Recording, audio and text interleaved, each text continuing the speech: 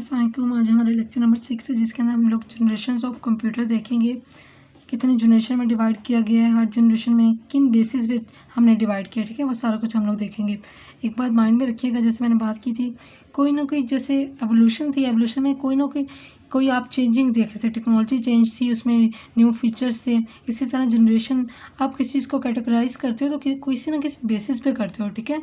अब यहाँ पे कंप्यूटर को 5 जनरेशन में डिवाइड किया गया, तो किस बेसिस पे की है? Technological development of that time, उस टाइम पे जो टेक्नोलॉजी डेवलप हुई थी उसकी बेसिस पे 5 कैटेगरीज में डिवाइड किया गया है, ठीक है। फर्स्ट हम लोग देख लेते हैं कि फर्स्ट कैटेगरी कौन सी है हमारे पास। फर्स्ट कैटेगरी हमारे पास है जिसका जो ईयर था 1940 टू 1956, ठीक है। अच्छा, इसमें क्या ख़ास बात थी? फर्स्ट जनरेशन के अंदर आप देखें टेक्नोलॉजी, ये बेसिकली आप लोगों ने डिफरेंसेस याद रखने हैं कि हर जनरेशन एक दूसरे से डिफरेंट थी, ठीक है। फर्स्ट जनरेशन में जो टेक्नोलॉजी यूज़ होती थी उसे हम वैक्यूम ट्यूब कहते थे। वैक्यूम ट्यूब, ठीक है। वैक्यूम ट्यूब हमारे पास आप जैसे अपने बुक में देख सकते हैं, एक रॉड सा है, ठीक है, जैसे बल्ब के अंदर हो एक होता है उस तरह का है, ठीक है। अच्छा, आप देखें ये टेक्नोलॉजी थी।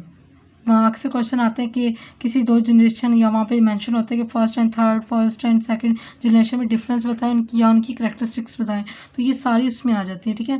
फर्स्ट जनरेशन में जो टेक्नोलॉजी यूज़ होती थी वो थी वैक्यूम ट्यूब। MCQs के लिए भी बहुत इंपॉर्टेंट है, आप ईयर भी याद रखेंगे और टेक्नोलॉजी भी माइंड में रखेंगे, ठीक है। वैक्यूम ट्यूब यूज़ होती थी। वैक्यूम ट्यूब हमारे पास एक ऐसी टेक्नोलॉजी थी जो कि कंप्यूटर को रन वगैरह करती थी, ठीक है। अब देखें वैक्यूम ट्यूब सबसे फर्स्ट जनरेशन में यूज़ होती थी, ये हीट प्रोड्यूस करती थी, ठीक है। हीट बहुत ज़्यादा प्रोड्यूस करती थी। अगर हम लोग इलेक्ट्रिसिटी की बात करें तो ये बहुत ज़्यादा कंज्यूम करती थी, मतलब इसे बहुत ज़्यादा बिजली चाहिए होती थी रन होने के लिए, ठीक है। हीट बहुत ज़्यादा प्रोड्यूस करती थी, बहुत ज़्यादा इसे इलेक्ट्रिसिटी भी चाहिए थी, ठीक है। ये इतना फास्ट भी नहीं था, ठीक है, फास्ट भी इतने नहीं थी, यूज़ होती थी लेकिन ये इतनी फास्ट नहीं थी, ठीक है। हम फास्ट इस सेंस में कहने कि इसकी स्पीड स्लो थी, ठीक है। आप ये कह सकते हो इसकी स्पीड स्लो थी, स्पीड स्लो थी इसकी, ठीक है। ये एरो ज़रा मैं लगा दूँ ताकि आपके माइंड में रहे। इसकी मेमोरी क्या थी? मेमोरी इसकी बहुत ज़्यादा कम थी, या आप ये कह सकते हो मेमोरी स्मॉल थी, ठीक है। मेमोरी स्मॉल थी हमारे पास इसकी। और आप देखें, आप बेसिकली ये जो मैंने पॉइंट्स बताए यही सारी बाकी जितनी भी आप जनरेशन पढ़ेंगे उसमें इसमें ही डिफरेंस आता था। इसके अगर साइज़ की बात की जाए तो ये इंटायर रूम का साइज़ इंटायर रूम की स्पेस लेती थी, ठीक है। ह्यूज इसका साइज़ था, ह्यूज, ठीक है, इंटायर रूम। अच्छा, इसकी हमने साइज़ की बात कर ली, इसकी मेमोरी की बात कर ली, स्पीड, इलेक्ट्रिसिटी या आप इसे कह सकते हो पावर, इसे बहुत ज़्यादा चाहिए होती थी रन करने के लिए, ठीक है, तो यूज़ करने के लिए। अब देखें हीट बहुत ज़्यादा, जब बिजली ज़्यादा कोई चीज़ कंज्यूम करती है तो वो हीट भी बहुत ज़्यादा प्रोड्यूस करती है, ठीक है। तो आप ये कह सकते हो ये हीट भी बहुत ज़्यादा प्रोड्यूस करती थी। ये एक्सपेंसिव थी क्योंकि आप देखिए फर्स्टली इन्वेंट हुई थी और इसकी एक्सपेंसिव बहुत ज़्यादा थी, एक्सपेंसिव थी, अनरिलायबल थी, मतलब हर किसी की पहुंच में नहीं थी ये। अनरिलायबल कहते हैं कि किसी की पहुंच में नहीं थी, मतलब कि बहुत लैंडलॉर्ड्स इसे शायद परचेज़ कर सकते थे लेकिन बहुत ज़्यादा एक्सपेंसिव थी, अनरिलायबल थी। रिलायबल उस चीज़ को कहते हैं जो हर किसी की पहुंच में होती है, ये मतलब पहुंच में किसी की नहीं थी, ठीक है। अच्छा, जो इसकी हम लोग बात करते हैं कि इनपुट ये किस तरह लेती थी, इसकी जो इनपुट होती थी वो बेस करती थी इसकी इनपुट पंच कार्ड पे। जैसे पंच कार्ड आपको कल बताया था कि पंच कार्ड क्या होता है, ठीक है। वो आप होल्स आप देखें, जैसे आपको एक चीज़ क्लिक करते थे, जैसे भी मैंने ये लिखे है तो ये होल्स की फॉर्म में होते थे, ठीक है, होल्स हो जाते थे, तो वो पंच कार्ड हम लोग उसे कहते हैं, ठीक है। इनपुट की बात कर ली। आउटपुट, इसकी आउटपुट कैसे होती थी? इसकी जो आउटपुट जनरेट होती थी वो प्रिंट आउट होती थी, मतलब हमें शो होती थी, वो इलेक्ट्रिकल टाइपराइटर के थ्रू होती थी, इलेक्ट्रिक टाइपराइटर, ठीक है। अब बेसिकली यही पॉइंट्स हैं जो हर जनरेशन में वेरी करेंगे, ठीक है। हर जनरेशन में कोई ना कोई एडवांस, अब देखिए फर्स्ट की बात की है, इसमें स्पेस कम थी, इसकी मेमोरी स्पीड स्लो थी, इतनी रिलायबल नहीं थी। तो सेकंड में ये थोड़ी सी रिलायबल हो जाएगी, इसकी मेमोरी इंक्रीज हो जाएगी, हीट ही कम प्रोड्यूस करेगी, ठीक है। तो ये चीज़ है। सेकंड जनरेशन की हम बात करते हैं, सेकंड जनरेशन में क्या है, ठीक है। सेकंड जनरेशन, आप इसकी एग्जांपल भी आप कंप्यूटर की कि कुछ जनरेशन में कौन कौन से कंप्यूटर थे, ठीक है। जैसे यूनिवैक्स है, ENIAC है, तो ये डिफरेंट एग्जांपल्स हैं इन कंप्यूटर्स की। सेकंड जनरेशन की बात करें तो इसमें टेक्नोलॉजी कौन सी यूज़ होती थी, इसमें यूज़ होते थे ट्रांजिस्टर्स,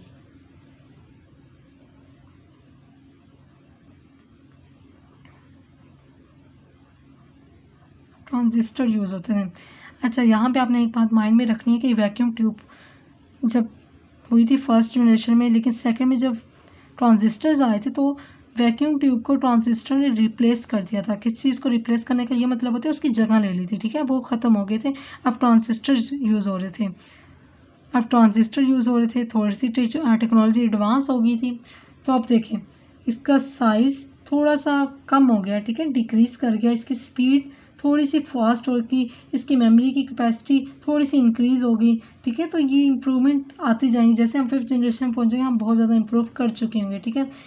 आप देखें, ये रिलायबल हो गई थी, रिलायबल एंड चीपर, चीपर का मतलब होता है सस्ती, ठीक है। इसका जो साइज़ था वो स्मॉल हो गया था, ठीक है, साइज़ इसका स्मॉल हो गया था as compared to first generation की जो एंटायर रोम की, ठीक है। बिल्कुल ही कम नहीं हो गया था, मतलब थोड़ा सा उससे कम हो गया था, ठीक है। ये हीट भी इतनी प्रोड्यूस नहीं करती, ठीक है, हीट थोड़ी, मतलब आप ये कह लो कि कम प्रोड्यूस करने लगे थे। इसकी जो मेमोरी थी, मेमोरी इसकी थोड़ी इंक्रीज़ हो गई थी, ठीक है। इसकी जो स्पीड थी वो इम्प्रूव हुई थी, ठीक है, यानी थोड़ी फास्ट हो गई थी as compared to first generation, improve हो गई थी, ठीक है। अब आप देखें, इसमें एक और बात है, लैंग्वेज की बात है। अच्छा, यहाँ पे मैं सॉरी एक बात करना भूल गई कि अब जैसे हम बात करते हैं कि मशीन लैंग्वेज, अक्सर आपने वर्ड सुना होगा, मशीन लैंग्वेज होती है जो मशीन की लैंग्वेज होती है। हमारे पास कंप्यूटर को हम इलेक्ट्रिकल कंप्यूटर क्यों कहते हैं, क्योंकि वो बिजली से चलते हैं। जो मशीन लैंग्वेज होती है, मशीन हमेशा मशीन लैंग्वेज से चलती है, ठीक है। वो हमारे पास मशीन लैंग्वेज होती है 0 या 1 की फॉर्म में। मशीन लैंग्वेज हमारे पास 0 या 1 की फॉर्म में होती है, इसे हम बाइनरी लैंग्वेज भी कहते हैं, ठीक है। बाइनरी का मतलब है 2 0 1।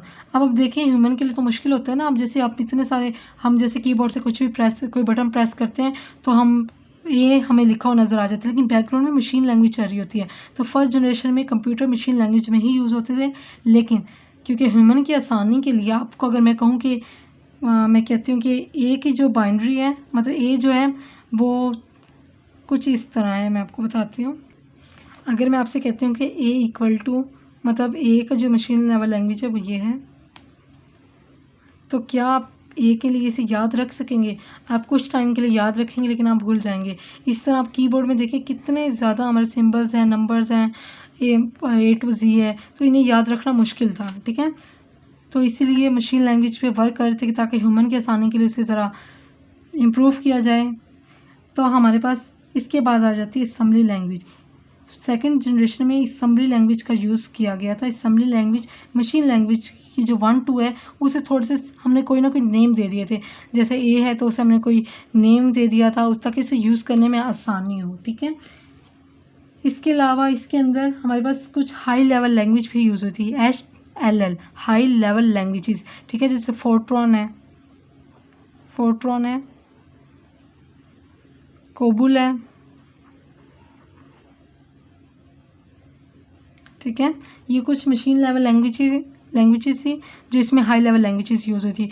लो लेवल लैंग्वेज वो होती है जो मशीन अंडरस्टैंड करती है, जो मशीन ओरिएंटेड होती है। हाई लेवल लैंग्वेज वो होती है जो इंग्लिश ओरिएंटेड होती है, जो ह्यूमन अंडरस्टैंड करते हैं।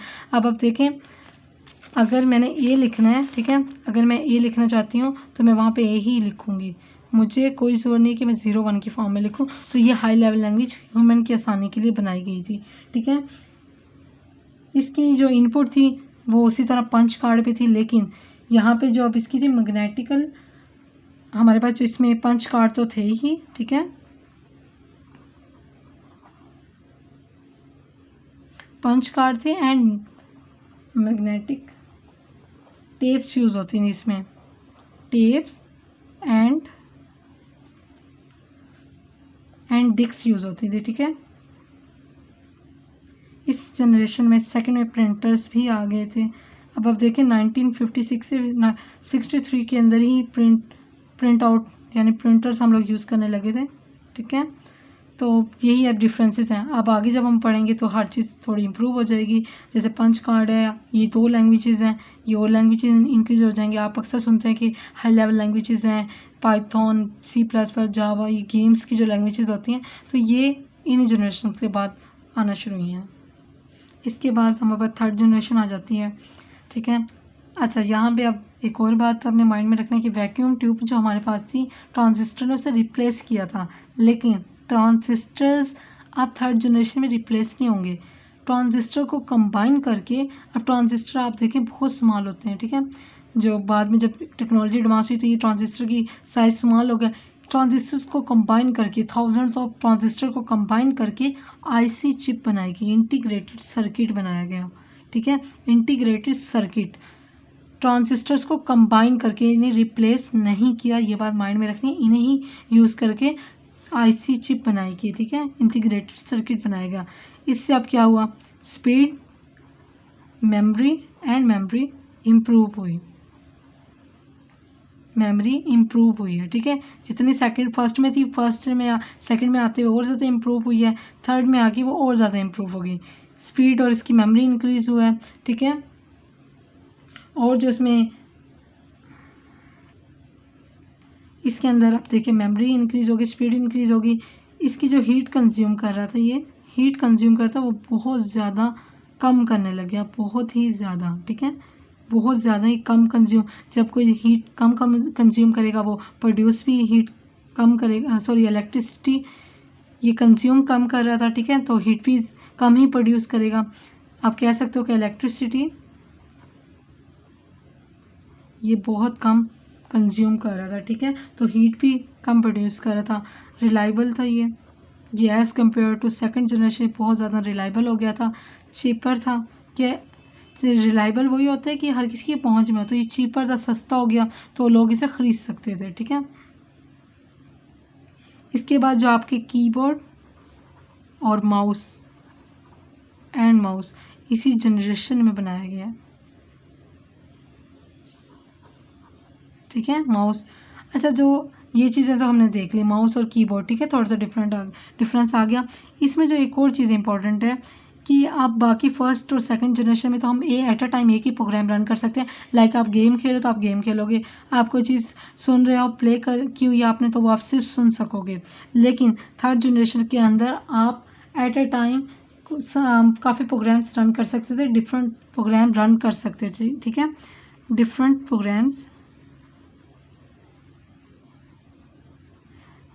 प्रोग्राम्स आप रन कर सकते थे एट द सेम टाइम।